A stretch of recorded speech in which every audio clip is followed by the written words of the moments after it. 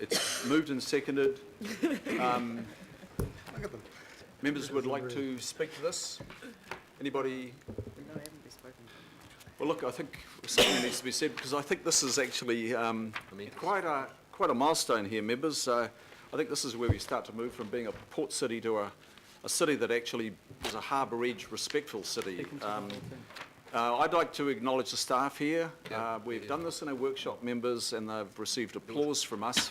But this has been a terrific collaboration and inclusive approach by all our various teams, and that's the CCOs, our core council staff, Auckland Design Office, and the port company has also been observing and involved in this. City Centre Advisory Board, we've had their advice on this, the Waitemata local board as well. I think we've probably stumbled a little bit on the waterfront, probably more than a little bit in the past, where we've not really understood the interdependencies and all the various threads. So this term of council over the last almost 9 months now, we've been determined to try and bring together everything between Teal Park in the east and Harbour Bridge in the west, and bring all those strands together and understand them as best we can. And we've had a number, I think half a dozen workshops of the councillors with Waitemata local board on most occasions, and we are now building off that 2012 plan. We're using that as the template. It was a good plan, the City Centre Master Plan and the Waterfront Plan, and we're now building a layer with the new information inputs that we've been able to obtain.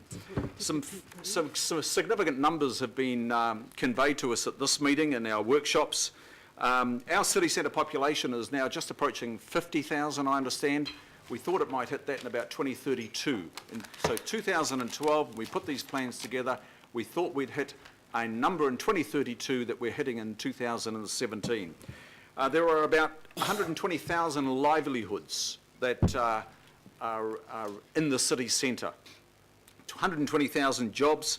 There's about 100,000 students at our 2 universities plus all the other learning institutions that we have in the city centre. About 20,000 visitors on any good day. That's international visitors to enjoy the city centre. It's quite remarkable. But the pedestrian number, as reported to the City Centre Advisory Board recently, is just blowout numbers. It's a huge success story. And we're seeing a 34% increase on Queen Street alone since 2012. And we're seeing a 49% increase in retail spend. And for the city centre now, it is at $1.8 billion per year. We've heard about the GDP numbers.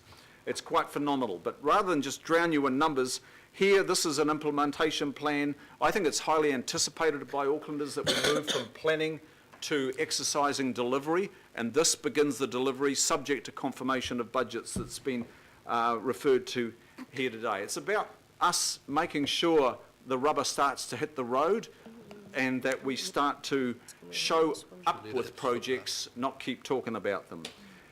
So it responds to our attraction problem, which is a great problem to have in many respects. And it does start to look at how we can apply some adaptive urbanism with a really keen emphasis on creating a high quality public realm. And it further addresses that runaway success that we're seeing in patronage for not just the rail, as we heard the other day, but also for ferry and bus. So there are some key moves in the downtown, waterfront, midtown, central wharves and Wynyard. I guess one of the key ones that I would just like to draw some attention to is just in that Britomart precinct. We're going to take out all the bus congestion from that area. 5 streets, including Lower Queen Street, if we can call that a street, and the other 4 in the Britomart precinct, we're going to take away all that bus congestion. We're allowing the buses to be east and west so that we can create flexible public spaces in Lower Queen Street, stretching out onto Quay in good design and across onto Queen's Wharf. So that is a big move on our part. Great success in resolving Midtown, Daniel. Thank you to Auckland Transport. Generation Zero, George, your team as well, in resolving a linear park from Victoria Park right across to Albert Park, and maybe even punching through in some tunnels to be discussed in the future, the Albert Park tunnels, and revealing those as part of that linear park as well. So Wynyard, at Wynyard Headland, it's further down the track, probably 2025 before we start to reveal anything there. Lots of lead-in time to create a great 4.5 hectare destination park. In coming months, we'll be looking at the business cases in greater detail. But we have a real great opportunity here, members, to develop designs up that reflect that cultural uniqueness of Tamaki Makaurau. But I would stress also, and Councillor Walker, you highlighted this, and I think you are right on the money, and the future, in making sure that we actually are developing resilient infrastructure, and infrastructure that coexists with the natural systems that originally drew us here to Auckland many centuries ago for iwi. So on that, members, I commend all these resolutions as they are for your support and the next stages in the development of our waterfront and the revealing of that waterfront to Aucklanders. Councillor Hills. Thank you, Chair. And I'll just be quick.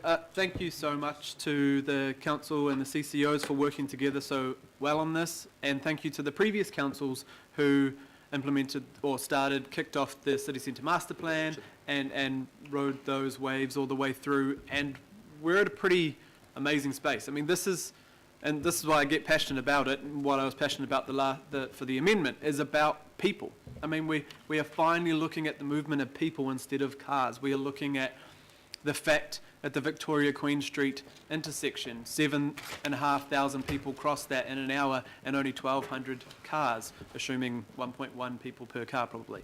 You know, we're looking at how we use the space in our city, the very finite amount of space for people and how to move around. You know, and it's not just about the city centre. People do get worried, and as Shale Chambers talked about before, you know, a lot of the investment has come from the businesses and the residents in the city centre themselves. So when people say, oh, it's all focused on city centre, it's actually the investment from the people who are here. But it's also about the 100,000 students that come here every single day of the week, and it's the 120,000 jobs. So it's 50,000 people live here, but a lot of people from all over our city come here to work, to study, to spend a lot of their lives here. Now, you know, since I've been elected, I've spent, feels like 100 hours a week here sometimes. You know, we are here the majority of the time. Yeah. And we, you know, this morning caught the bus from the North Shore with a packed bus every morning. It's the same. Every 10 minutes, packed buses coming from my ward into this city centre, and everyone spews out and starts walking out across the city to where they've got to go. And I love George's you know, metaphor of the fountains of people that will be coming out of underneath the surface of the road from the City Rail link and joining up with the future light rail and everything else that's connecting. This is so important. This is big and it's exciting, and I think finally people are starting to realise that we're an international city that people want to come to. People want to spend time here. They don't just get to the airport and go to Rotorua or Queenstown. You know, this is about our city being attractive for the people who live here, want to come here in the weekends and the nights. It's safer at night now. There's so much going on, and it's about making sure that we work this city and invest in it in the city centre. And, you know, it's really, really exciting, and I just want to commend everyone who's had a part in it over the last 6 or 7 years and the staff that are here now, because it's great. So thank you. Thank you. Councillor Watson. Thank you, and I'll be quick. Certainly agree with what the previous speakers have said. There's some enticing prospects here with pedestrianisation and public space. I felt that perhaps the ferries could have been maybe giving a little bit more limelight there. Certainly, from my perspective, that's one of the important priorities. Is the need to cater for the quickly growing commuters and students that use those ferry services from all across Auckland, but I'm assuming that will come out in the wash. I just wanted to add in very quickly 2 provisos, Mr Chair, and that they are noted in the report, and I think there will be other councillors who share their sentiments. The first one was to do with public consultation. Indeed, it's made very clear that there will be public consultation as part of the long-term plan discussions on these significant investments, and that there will be more detailed engagement for each project at the appropriate time. I think that's important.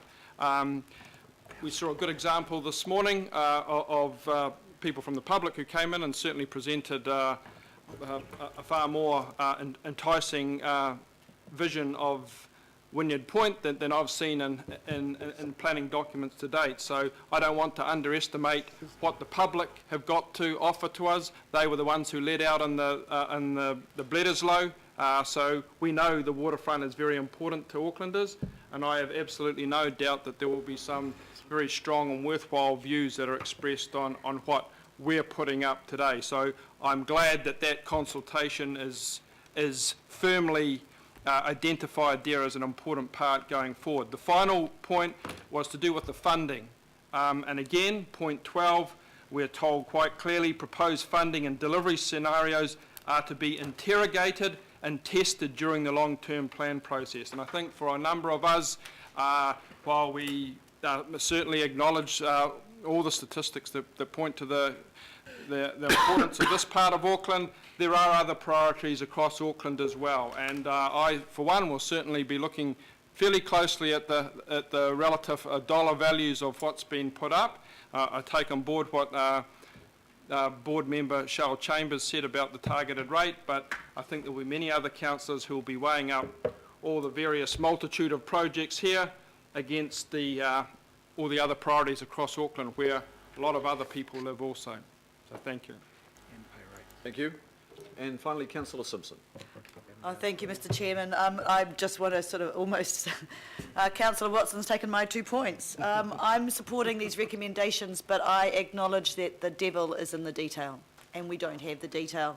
So engagement and funding and value for money around every project, I think, are key for them to go forward. So high level, absolutely, but I'm interested in the detail of each project before I give that my support. So thank you. Thank you. Put the motions in, members. I'll put them in full. All those in favour say aye. Aye. Contrary, no. Declare that carried. Thank you, members. We'll adjourn for 30 minutes for lunch. Been around me too We'll long. come back at quarter. Rubbing off, I can tell. We'll come back at 1:45.